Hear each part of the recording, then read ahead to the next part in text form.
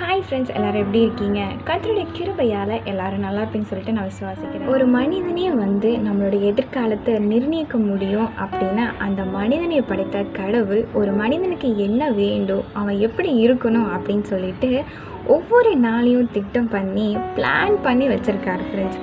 ஆனால் நீங்கள் தான் உங்களோட வாழ்க்கையில் ஒவ்வொரு காரியத்தை நம்பி, அதாவது குறி சொல்லுதலாகட்டும், மந்திரவாதிகளாகட்டும் அல்லது ஜோஷியர்களாகட்டும், நீங்கள் நம்பி ஏமாந்து கொண்டிருக்கீங்க ஃப்ரெண்ட்ஸ்.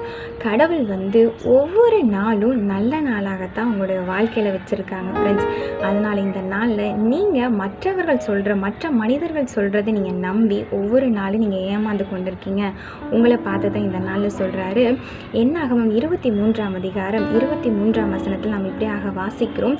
யாக்கோப்புக்கு விரோதமான மந்திரவாதம் இல்லை, இஸ்ரவேலுக்கு விரோதமாக குறி சொல்லுதலும் இல்லை என்று சொல்கிறாரு. இந்த நாளில் இப்படிப்பட்ட